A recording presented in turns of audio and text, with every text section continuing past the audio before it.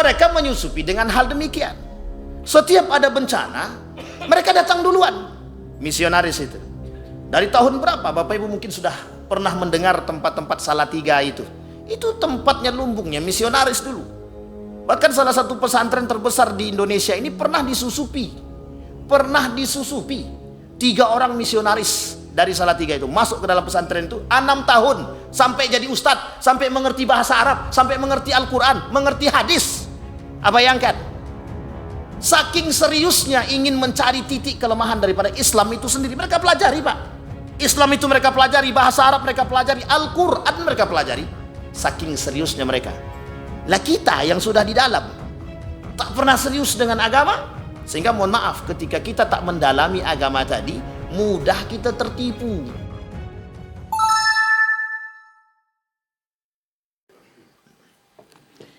A'udzu billahi minasyaitonir rajim. Bismillahirrahmanirrahim. Assalamualaikum warahmatullahi wabarakatuh. Alhamdulillahi rabbil alamin. Alhamdulillahilladzi an'ama bi ni'matil iman wal islam bihima tatimmus salihat. Asyhadu an la ilaha illallah wahdahu la syarika lah. Wa asyhadu anna Muhammadan abduhu wa rasuluh la nabiyya ba'd. Allahumma salli wa sallim wa barik ala hadzal nabiyil karim. Allahumma salli ala Muhammad wa ala ali Muhammad fil alamin innaka Hamidum Majid.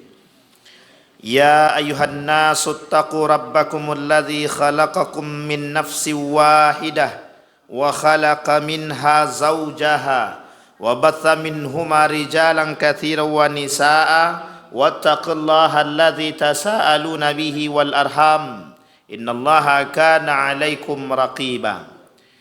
Ya ayyuhalladzina amanu taqullaha wa qulu qawlan sadida yuslih lakum a'malakum wa yaghfir lakum dhunubakum wa may yuti'illaha wa rasulahu faqad faza fawzan 'azima. Bapak Ibu sekalian yang berbahagia, puji syukur kehadirat Allah atas limpahan rahmat dengan mengucapkan alhamdulillahirabbil alamin. Bersalawat kepada Nabi dengan mengucapkan Allahumma salli ala Muhammad wa ala ali Muhammad fil alamina innaka Hamidum Majid. Bapak Ibu sekalian yang berbahagia, mudah-mudahan di maghrib ini Allah limpahkan rahmat dan karunia-Nya. Allah berkahi, Allah jadikan rumah tangga yang sakinah mawaddah warahmah. Allah anugerahkan anak-anak yang saleh dan saleha yang selalu dalam ketaatan kepada Allah.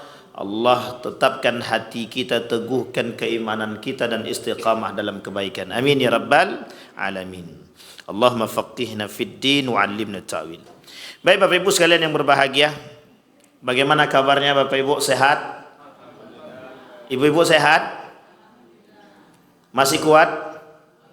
Insyaallah atau alhamdulillah. Baik, di maghrib ini kita akan mencoba sedikit mengkaji hal-hal yang terkait dengan keadaan kita hari ini. Kita akan melihat sedikit biar kita terbuka, mata kita terbuka, tapi kita tidak memvonis, tetapi kita melihat bagaimana seharusnya sikap seorang muslim. Baik, judul kita malam hari ini, loyalitas kepada orang kafir yang bisa membatalkan iman. Jadi bentuk-bentuk loyalitas kepada orang kafir yang bisa membatalkan iman. Artinya apa maksudnya loyalitas tadi? Kedekatan seorang muslim atau mukmin dengan orang-orang kafir. Jadi bagaimana agama menjaga? Bagaimana, apakah agama mengajarkan kepada kita? Apakah agama mengajarkan kepada kita muasyarah, bermuamalah dengan orang-orang yang berbeda agama dengan kita? Dan ini penting untuk kita pahami, biar kita tidak salah paham dalam mengambil sebuah tindakan dan keputusan. Baik, Bapak Ibu sekalian yang berbahagia, kata Nabi dalam hadisnya 3 perkara yang terdapat dalam diri seseorang itu. Kalau ada 3 perkara dalam diri seseorang tersebut, kata Nabi, wajada fihi halawatal iman. Dia bisa mendapatkan, merasakan manisnya iman. Yang pertama kata Nabi, orang-orang yang mendapatkan rasa manisnya iman tersebut, an yakunallah wa rasuluhu ahabba ilaihi mimma siwahuma. Orang-orang barang siapa yang ketiganya itu ada pada diri mereka. Yang pertama, barang siapa yang Allah dan Rasulnya lebih mereka cintai. Misal Bapak Ibu, yang dimaksud dengan hadis ini adalah bagaimana seorang muslim mukmin terkhusus harus lebih mencintai Allah dan Rasulnya. Harus lebih mencintai Allah dan Rasulnya ketimbang siapa? Bukan orang tuanya. Ketimbang siapa? Diri dia sendiri. Jadi artinya mencintai Allah dan Rasul itu berada pada tingkat pertama sebelum mencintai diri sendiri ataupun orang tua. Tidak bisa diganggu gugat. Dan itu kondisi iman dan masuk dalam kategori akidah. Arti yang kedua, poin yang kedua, barang siapa yang mencintai seorang hamba dan tidaklah ia mencintainya karena Allah. Artinya apa kata Nabi? Wa an yuhibbal mar'u la yuhibbuhu illa lillah.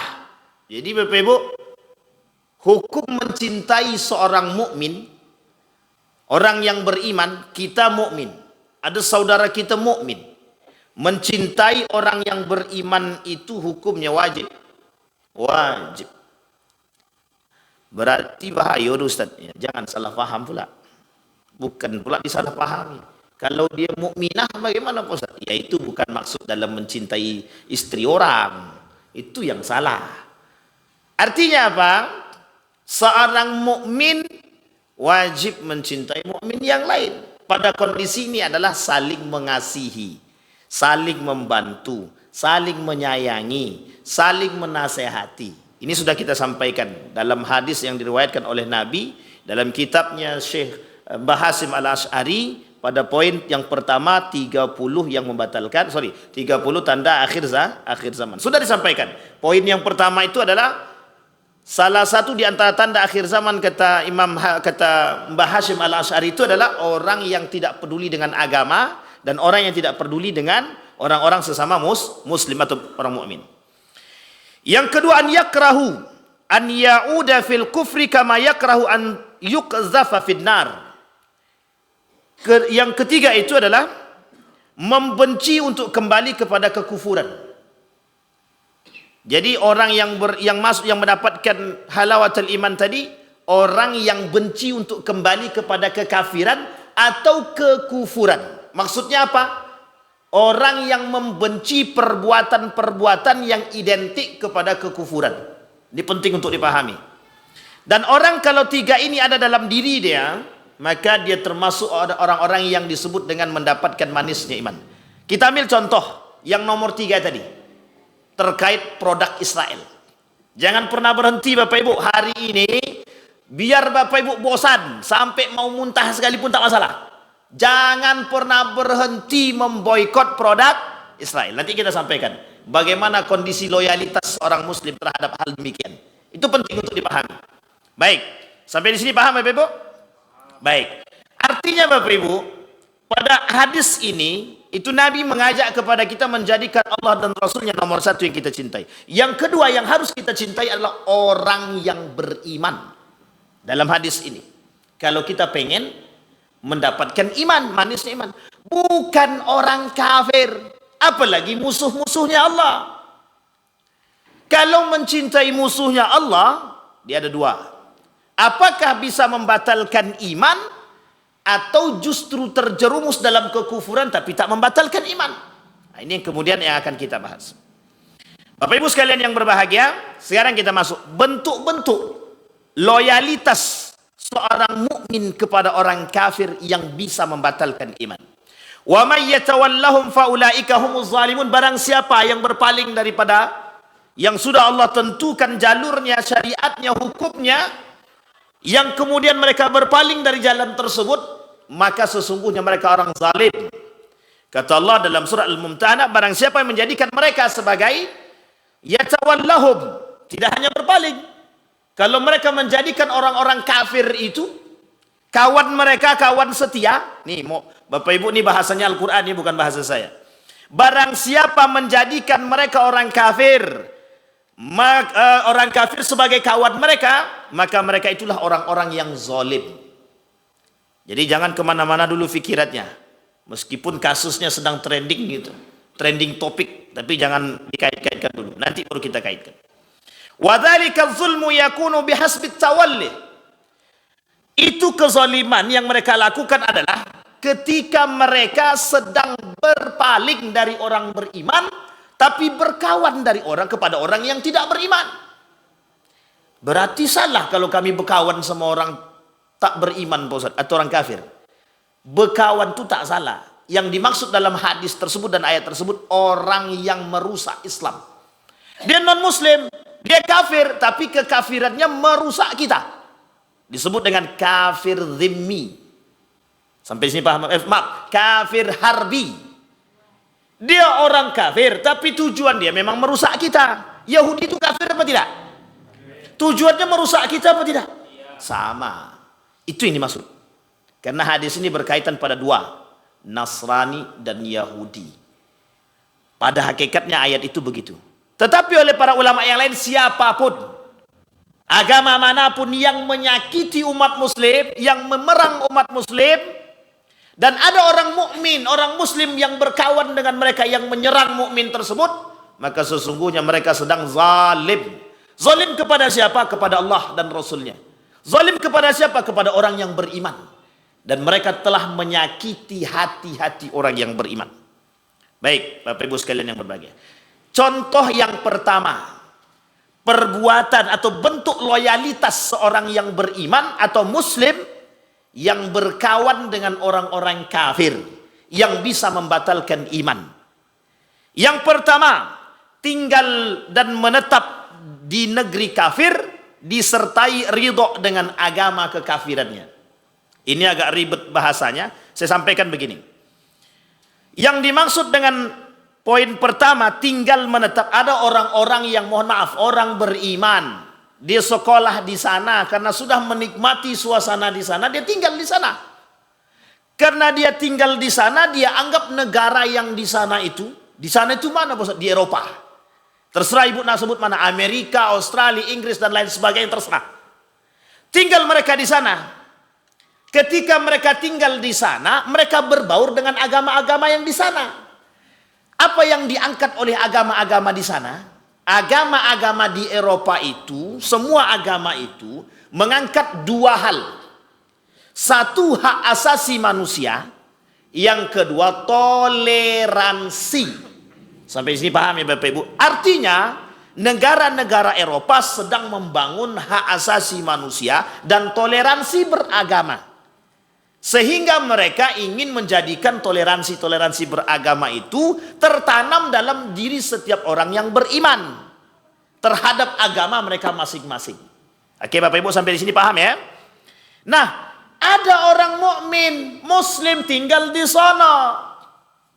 Mereka muslim, tapi mereka justru mohon maaf meridhoi agama mereka.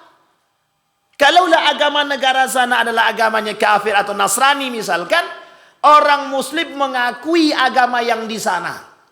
Kemudian mengamini perbuatan-perbuatan di sana. Yang memang dalam agama Islam itu keluar daripada jalurnya. Sampai di sini paham Bapak Ibu? Artinya apa? Ketika mengamini kegiatan agama-agama yang berbeda, kemudian dia keluar dari pemahaman syariat Islam, maka pada hakikatnya dia sudah terjerumus dalam pembatalan iman. Artinya apa? Mengakui perbuatan-perbuatan orang-orang kafir yang keluar daripada jalur syariat Islam. Itu yang sederhana bahasanya. Tapi karena mereka tinggal, kami kan tinggal di sana Pak Ustaz. Jadi kami harus menghormati mereka. Menghormati itu ada batasnya. Nabi tak pernah paksakan orang kafir dalam piagam Madinah itu untuk mengikuti agama Nabi. Tidak pernah. Dalam piagam Madinah yang diingkari oleh kaum kafir Quraisy dan Yahudi. Apa pernah Nabi memaksakan orang-orang untuk masuk agama Islam? La ikraha fid din. Tidak ada pemaksaan dalam agama itu, tidak ada. Sampai di sini paham ya Bapak. Kenapa kita umat muslim pula yang ikut-ikutan meleburkan diri kepada agama yang lain? Sampai sini paham ya Bapak Ibu ya. Artinya apa? Non muslimnya tak salah. Yang salah orang mukminnya yang ikut melebur kepada agama orang lain sehingga meridhoi perbuatan-perbuatan yang sesungguhnya tidak dilakukan oleh Islam. La yattakhidul mu'minina kafir awliya min dunil mu'minin wa man yaf'al dzalika falaysa minallahi fi syai'.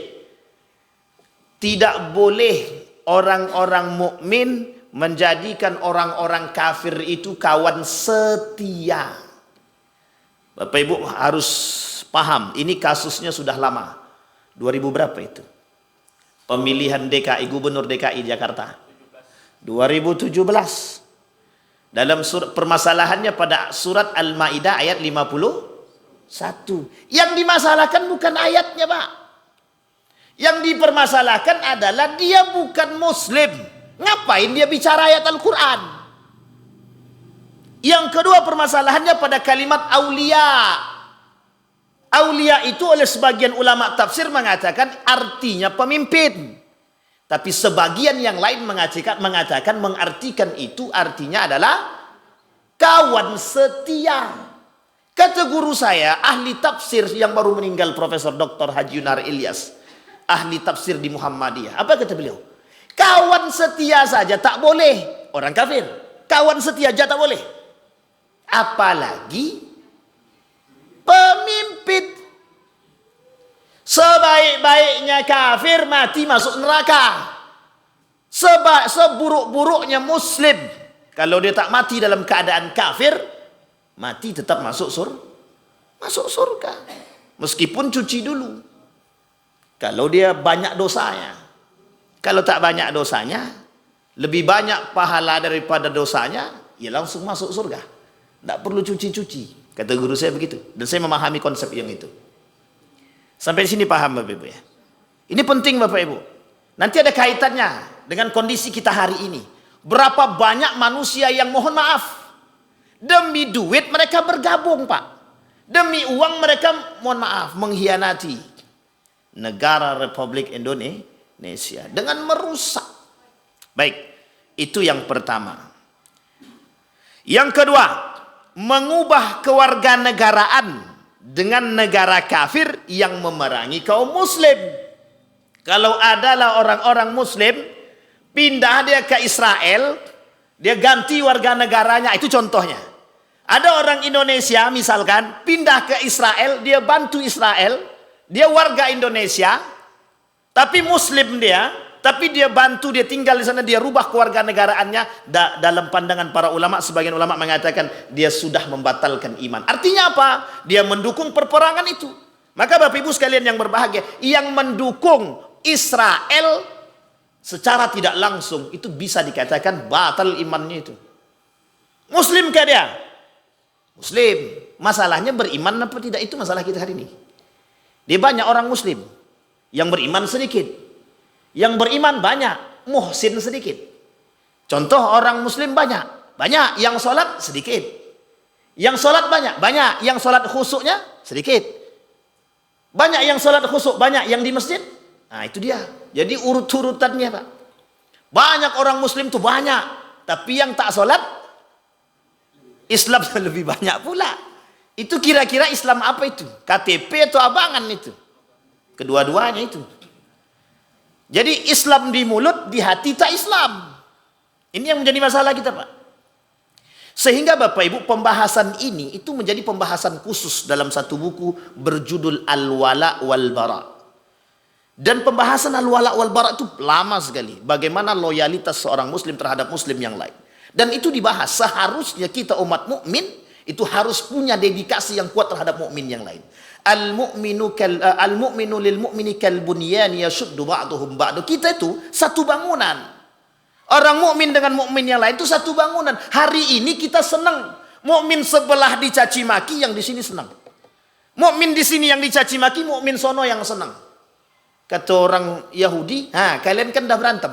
Jadi kami tak perlu ikut campur berantem gitu deh. Ketawa dia di belakang layar. Udah kayak apa namanya? Kita diadu domba. Mereka kita yang berantem, mereka yang tertawa. Mereka yang mendapat untung.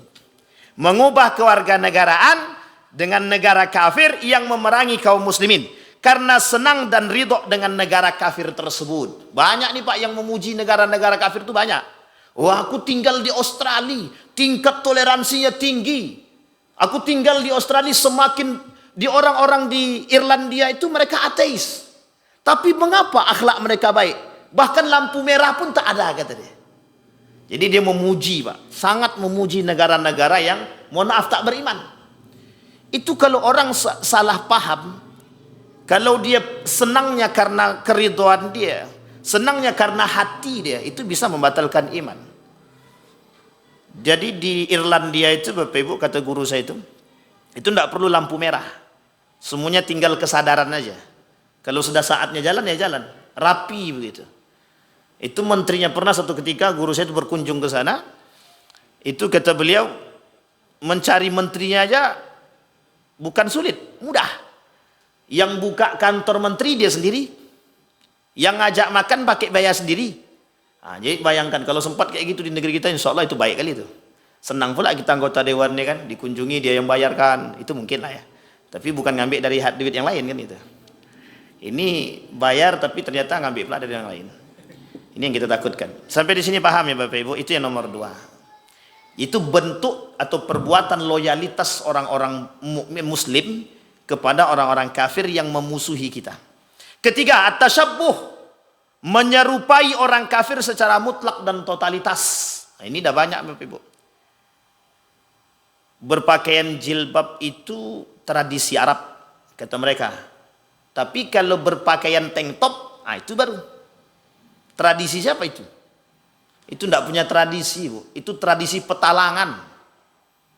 Jadi orang yang tidak pakai, orang-orang yang pakai celana pendek, orang-orang yang tank topan perempuan, muslim dia, itu seperti orang-orang yang tidak beradab.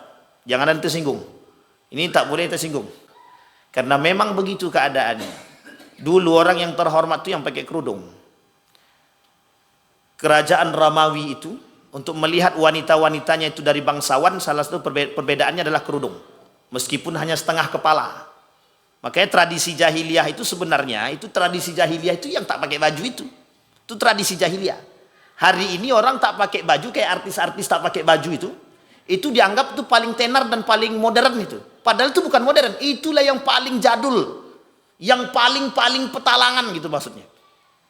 Kenapa? Harusnya mereka sadar. Baju dibuat untuk dipakai, bukan untuk dibuang.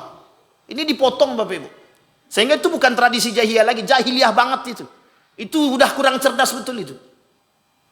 Harusnya mereka sadar.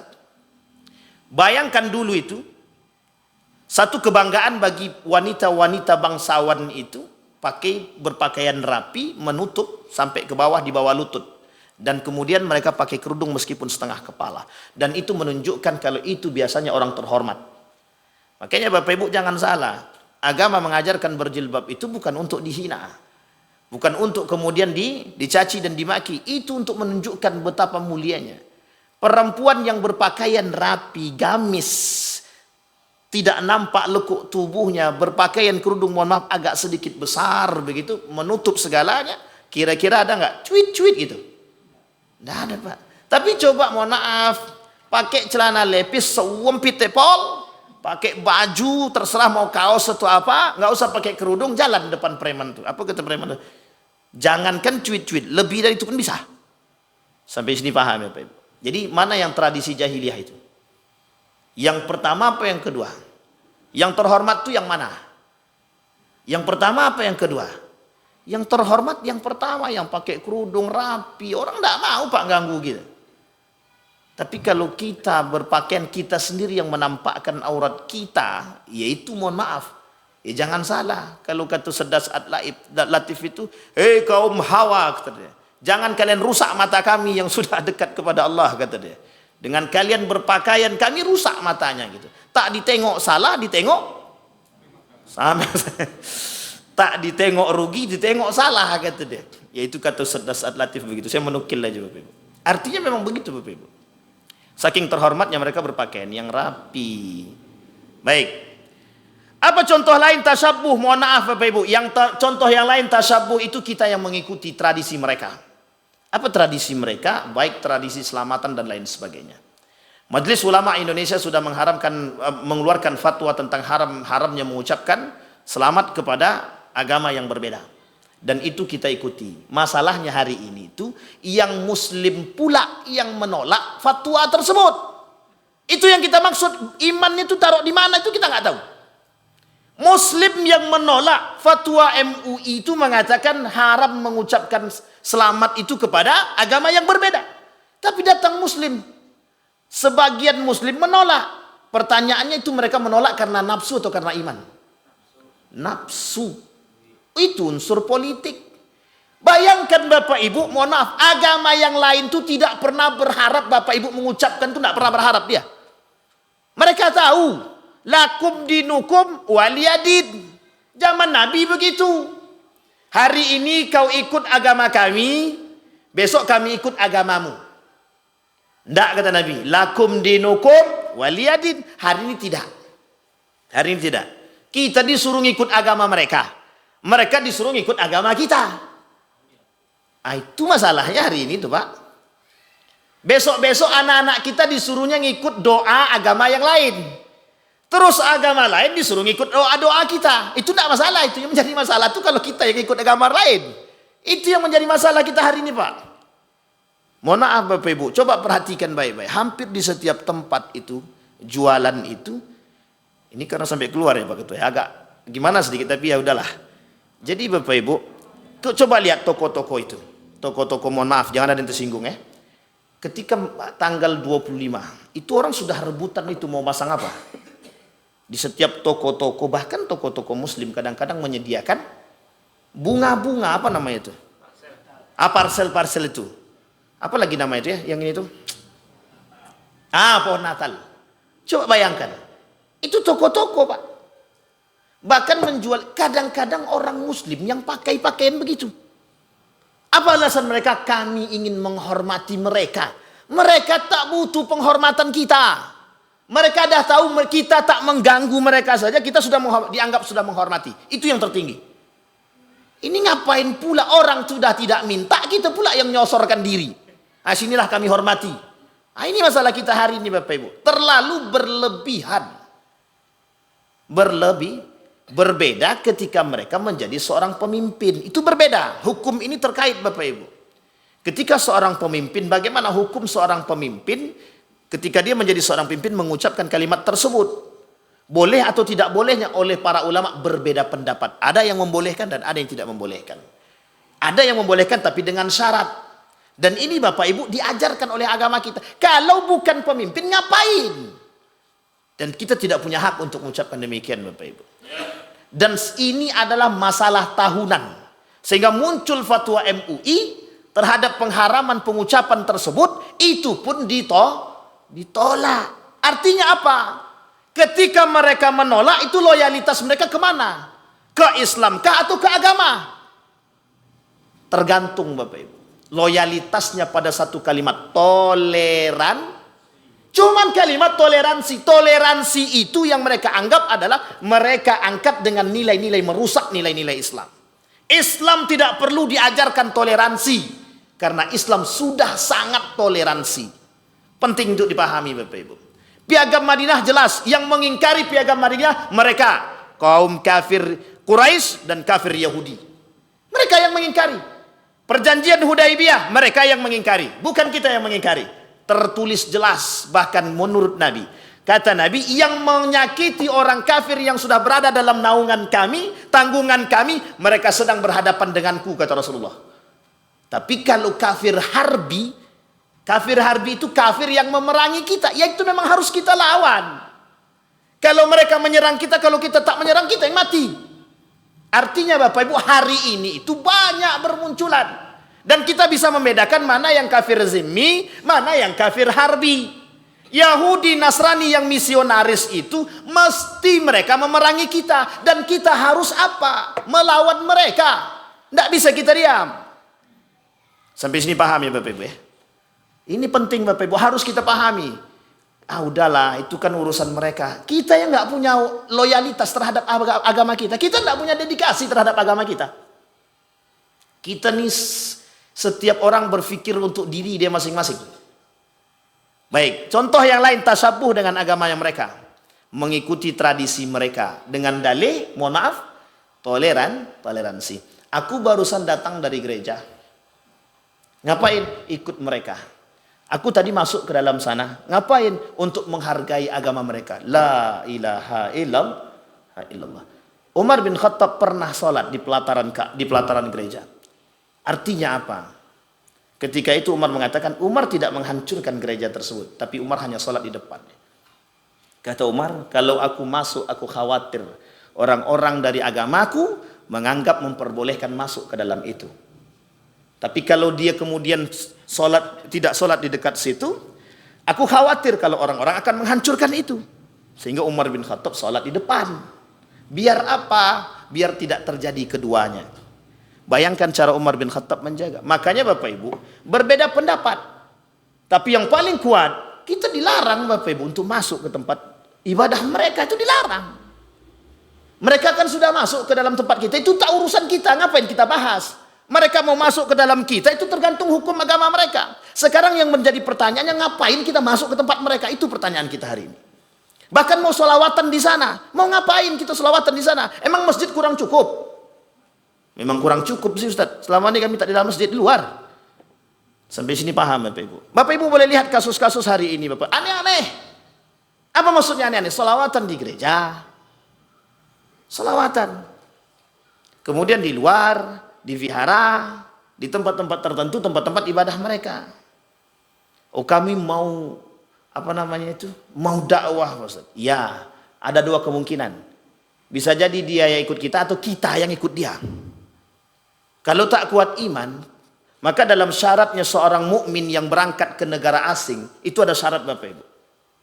Seorang yang pergi safar ke negara Eropa atau keluar daripada negara asalnya, yang memang negara itu kuat dengan kental dengan agama-agama yang lain, maka itu bersyarat. Apa syaratnya? Orang yang berangkat itu harus kuat iman dulu.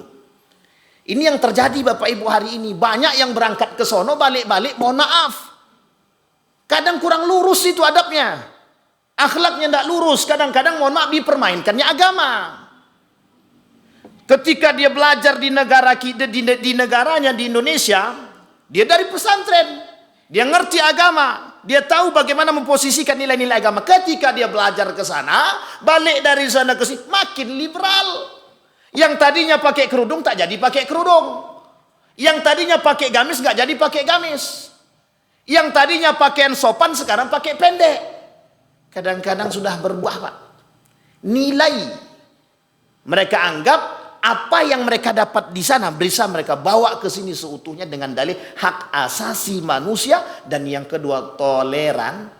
Cuman itu Pak, dua itu, dan dua ini sengaja ditanamkan oleh kaum orientalis untuk merusak nilai-nilai agama Islam.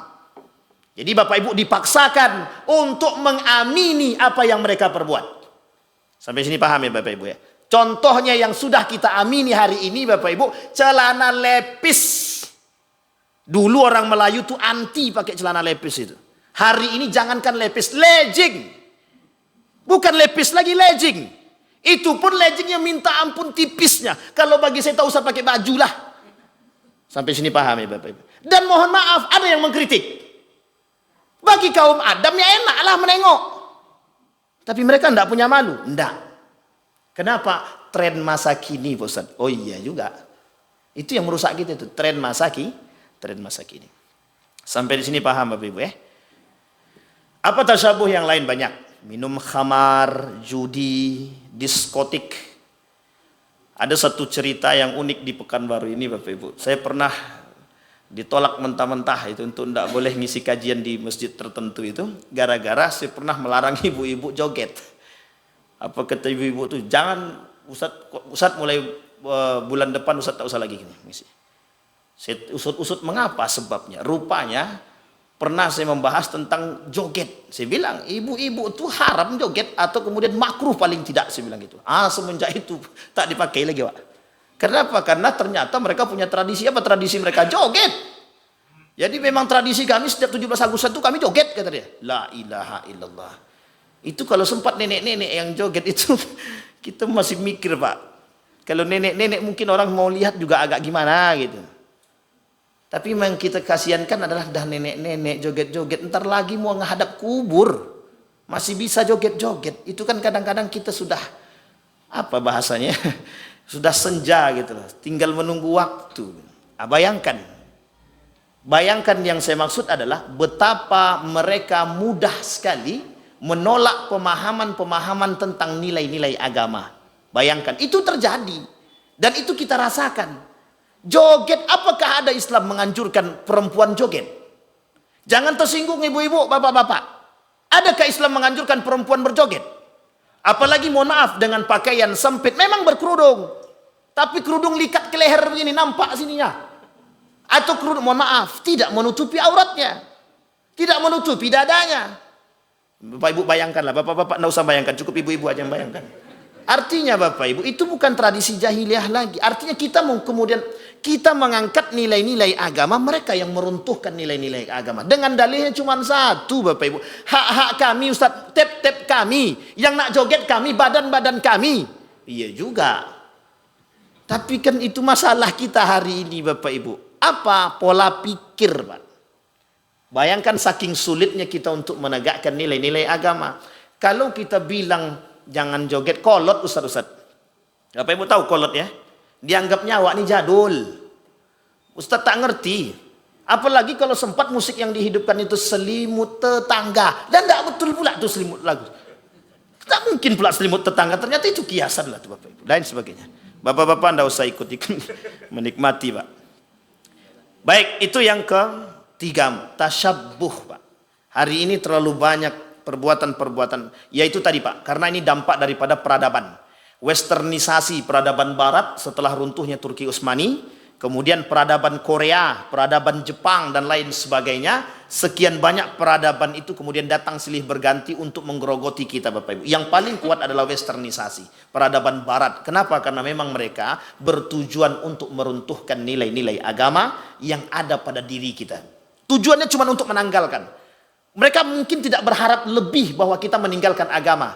Tapi mereka berharap kita meninggalkan nilai-nilai agama. Dan itu sudah nampak Bapak Ibu. Sudah nampak jelas di hadapan kita. Dan itu Bapak Ibu akan kembali kepada masanya yang disebut dengan tradisi jahiliyah. Jahiliyah dulu tak punya adab. Jahiliyah dulu tak punya akhlak.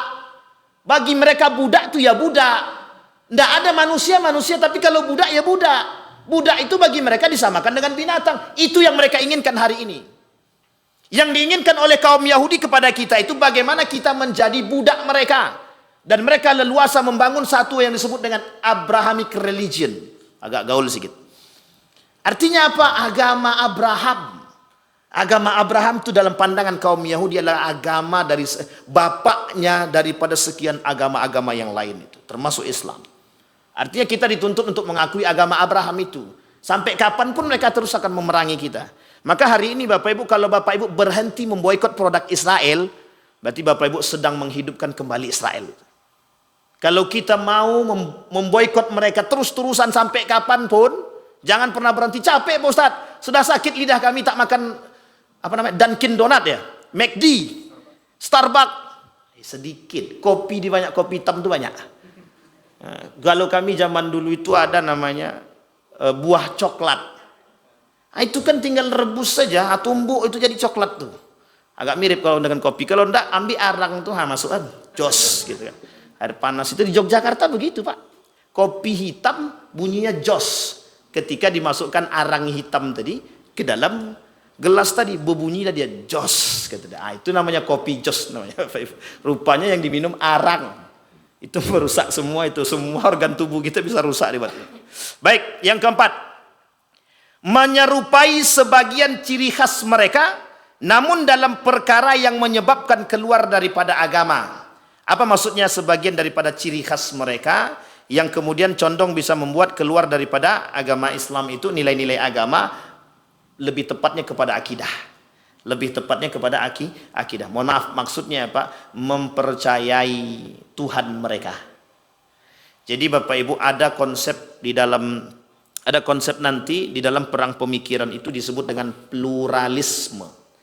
Arti pluralisme itu adalah kita ini Bapak Ibu, orang-orang Islam ini sedang diperangi dalam perang agama, perang pemikiran, perang peradaban, perang budaya, perang pendidikan dan lain sebagainya. Tapi bukan perang senjata. Tujuan mereka adalah agar kita-kita ini mau mengakui agama-agama itu. Bukan mengakui keberadaannya. Di dalam undang-undang kan sudah diakui. Secara undang-undang kita memang harus mengakui keberadaannya. Yang menjadi masalah mengakui kebenaran agama-agama itu. Maka disebutlah konsep ini di dalam pelajaran perang pemikiran itu disebut dengan pluralisme. Kalau pluralisasi memang kita ini sekarang sedang plural. Plural itu artinya majmuk. Di dalam ini ada orang Jawa, ada Minang, ada Melayu, ada Batak dan lain sebagainya. Itu namanya plural, Pak. Dan itu tidak dipermasalahkan oleh para ulama. Artinya ada agama Hindu, Buddha, dan lain sebagainya, Kongfucu, Islam, Bahai. Itu keberadaan agama yang tertulis secara undang-undang. Dan itu kita akui karena undang-undang yang mengakui. Pertanyaannya yang menjadi masalah oleh para ulama itu pluralisme. Ada ismenya di belakang. Apa maksudnya? Mengakui kebenaran agama-agama yang lain. Dengan dalih apa? Semua agama itu sama, menyembah satu Tuhan, hanya saja metodenya berbeda-beda. Jalan menuju satu Tuhan itu berbeda-beda. Kalau Bapak Ibu tidak punya akal yang sehat, maka tertipulah kita. Sampai sini paham Bapak Ibu? Sekalipun Tuhan kami tiga, kata dia, yang maksud kami itu tiga jadi satu. Itu tidak mungkin Pak, tidak mustahil, tidak ada begitu. Laqad kafara alladziina qalu innallaha tsalitsun tsalatsa, kata Allah. Orang yang sudah mengatakan Tuhan itu ada tiga kafir. Ini dalam agama kita Bapak Ibu. Dalam agama kita. Dan itu dibahas di dalam Al-Quran. Artinya apa Bapak Ibu? Kita dituntut untuk mengakui kebenaran agama yang lain. Dalam konteks ini disebut dengan pluralisme. Lain waktu kita bahas Bapak Ibu permasalahan pluralisme itu. Karena saking kentalnya Bapak Ibu. Maka Bapak Ibu ada pembohongan publik. Apa itu pembohongan publik itu? Ini kalau agak kasar sedikit tolong dihapus-hapus ya Bang ya, tapi ini tak bisa dihapus nih Bang. Apa yang disebut dengan pembohongan publik tadi? Dalam penjajahan Belanda. Dalam penjajahan Belanda itu kita bukan dijajah rempah-rempah. Itu cuma bagian kecil Bapak Ibu dari tujuan mereka. Yang mereka jajah itu apa? Agama. Kedua baru emas. Ketiga baru rempah-rempah kita itu Pak. Sampai sini paham ya Bapak Ibu ya. Yang pertama itu gospel. Gospel itu apa? Tentang agama. Mau tidak mau kita harus ngikut agama mereka. Itu tujuan mereka. Sama Yahudi juga begitu. Misionaris juga begitu. Tujuan mereka memang itu. Agar kita pindah agama. Kalau cuman karena mohon maaf, karena masalah akhlak, mereka tak akan mungkin memaksa orang lain untuk masuk ke agama mereka. Ini kami kasih satu kardus mie goreng. Orang yang sudah terdampak bencana kemudian dipaksakan untuk masuk ke agama yang lain, kira-kira berakhlak apa beradab? Tidak dua-duanya. Sampai sini paham. Kalau cuma permasalahan sosial mereka tidak akan paksakan. Tapi karena ini masalahnya urusan agama, maka mereka tetap memaksa. Kalau kau mau masuk agama kami, kami kasih. Kalau kau tak mau masuk agama kami, ya sudah lapar sajalah. Sampai sini paham Bapak Ibu. Dan ini sudah terjadi. Ammar bin Yasir, bukan begitu? Iya. Sampai dibunuh kedua orang tuanya. Akhirnya daripada dia mati, dia kata saya keluar daripada Islam. Dia ketemu dengan baginda Nabi, dilepaskan Ammar bin Yasir ini ketemu dengan Nabi, dan Nabi kemudian mendiamkan 3 hari. Tapi kemudian Allah kemudian memberi teguran kepada baginda Nabi. Artinya apa yang dilakukan oleh Ammar bin Yasir tersebut tidak salah. Kenapa dia mempertaruhkan nyawa dia? Daripada dia mati kemudian tidak bisa kembali kepada Islam yang hakiki, maka ditakutkan. Artinya jangan sampai mati konyol lah, itulah bahasanya Pak. Sampai di sini paham Bapak Ibu. Tapi sekarang bukan begitu.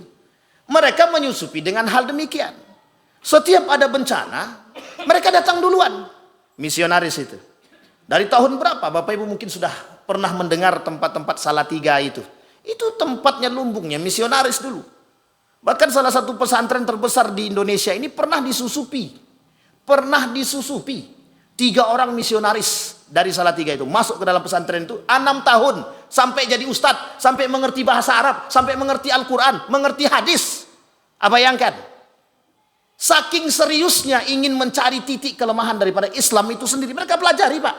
Islam itu mereka pelajari, bahasa Arab mereka pelajari, Al-Quran mereka pelajari. Saking seriusnya mereka.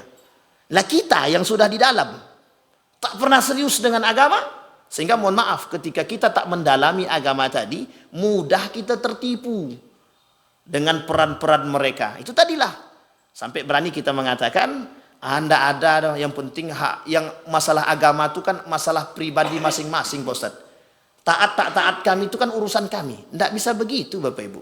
Urusan agama itu adalah saling menasehati. Hukumnya saling menasehati antara satu dengan yang lain itu hukumnya wajib.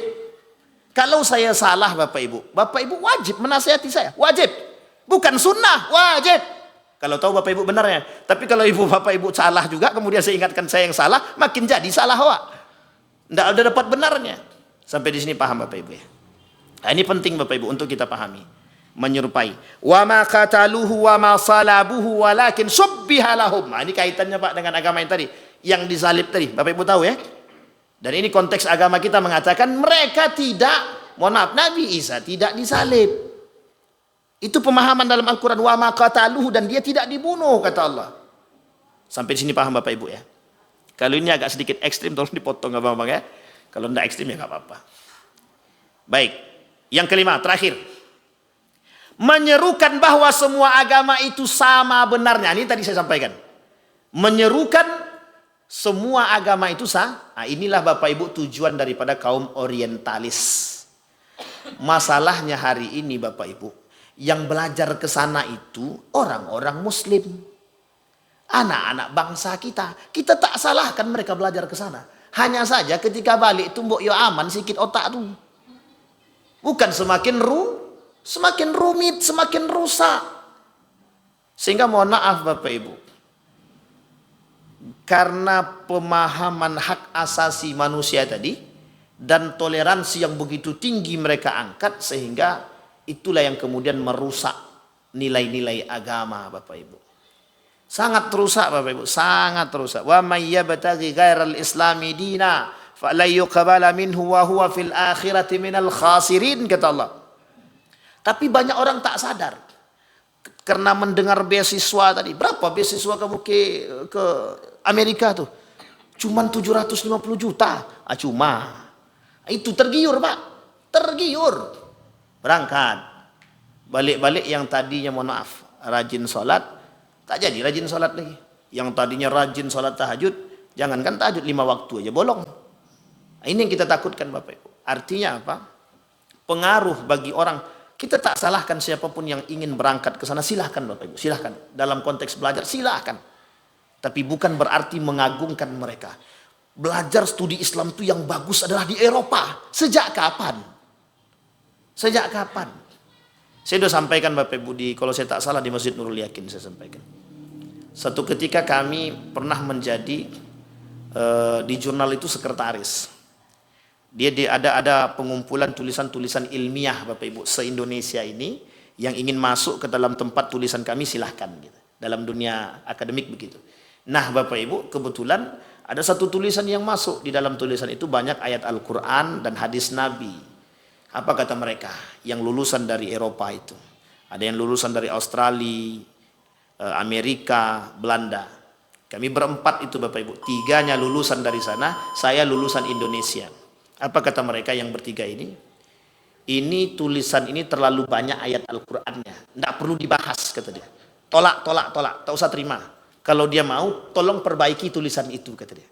Kalau sudah diperbaiki tulisan itu, kurangi ayat-ayatnya. Coba kemukakan nalar berpikir logikanya. Coba bayangkan Bapak Ibu. Rusak apa tak rusak itu? Artinya apa? Mereka tak suka memperdebatkan ayat Al-Quran. Betul. Karena ayat Al-Quran bukan untuk diperdebatkan. Tapi kebenaran Al-Quran itu mutlak apa tidak? Mutlak. Artinya apa? Harusnya mereka yang berpikir. Ketika bertempur dengan Al-Quran, yang direndahkan akal apa Al-Qurannya? Kalau kita sedang berhadapan dengan Al-Quran, kebenaran Al-Quran mutlak, yang harus kita turunkan akal kita. Al-Quran mengatakan 2:1 dalam ilmu waris. Yang harus kita turuti adab atau Al-Quran? Atau akal atau Al-Quran? Ndak, itu ndak adil. Al-Quran itu yang harus tuh 2:2 atau 1:1. Itu yang terjadi hari ini. Mereka terlalu meninggikan akal sehingga beranggapan, mohon maaf, kadang-kadang apa yang tertulis di dalam Al-Quran itu mereka anggap tidak benar atau perlu adanya revisi. Kok Al-Quran kalamullah mau direvisi? Siapa lo? Menulis surat cinta aja belepotan. Ini mau merevisi ayat Al-Quran. Sampai di sini paham Bapak Ibu ya? Ini Bapak Ibu kondisi kita hari ini. Cara mereka masuk lewat mana Pak Ustadz? Lewat pendidikan, lewat budaya. Hari ini budaya kita begitu Pak Ustadz. Iya. Boleh Bapak Ibu tengok. Sekarang itu budaya-budaya kita sudah mengikuti budaya-budaya mereka. Yang bawa siapa? Public figure kita Bapak Ibu. Entah itu artis, entah itu orang-orang yang selalu ke sana kemudian balik, mereka adopsi budaya-budaya tersebut, yang pernah tinggal di sana kemudian kembali dan lain sebagainya. Sehingga mohon maaf Bapak Ibu, kita sudah tertipu dan kita mengamini tradisi tersebut. Artinya apa? Di mana bentuk pengaminannya? Kita tak banyak protes terhadap apa? Terhadap mohon maaf nilai-nilai agama yang sudah runtuh. Apa contohnya? Contohnya nilai-nilai agama yang sudah runtuh tadi, masalah pakaian, apalagi masalah salam, apalagi masalah pengucapan, apalagi dan lain sebagainya Bapak Ibu.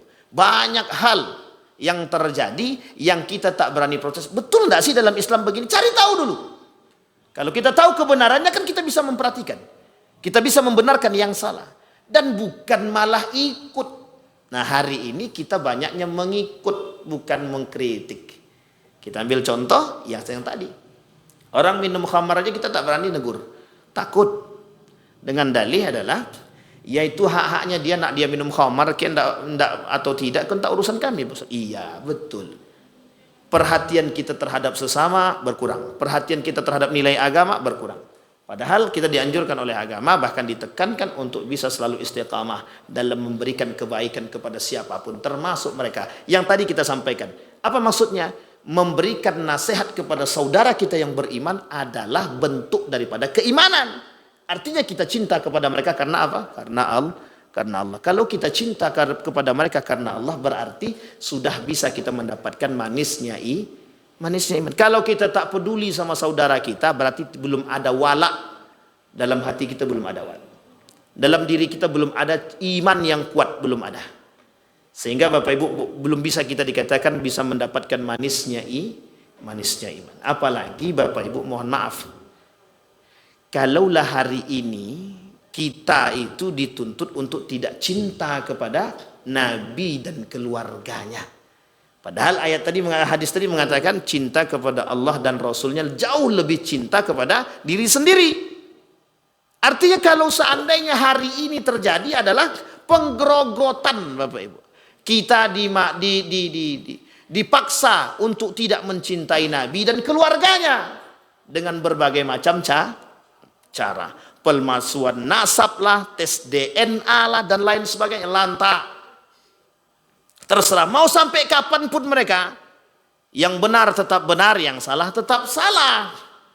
Sampai di sini pahami Bapak Ibu. Nah, ini yang harus kita pahami Bapak Ibu. Dan yang terakhir sebelum saya tutup, ini ada kaitannya loyalitas kita terhadap orang-orang kafir tadi Bapak Ibu. Ingin saya sampaikan Bapak Ibu bahwa kasus yang 5 orang itu bagian daripada permasalahan al-wala wal bara. Artinya apa? Mereka lebih loyal kepada negara Israel ketimbang loyal kepada orang-orang yang beriman. Artinya kecintaan mereka terhadap orang-orang yang beriman itu tidak ada.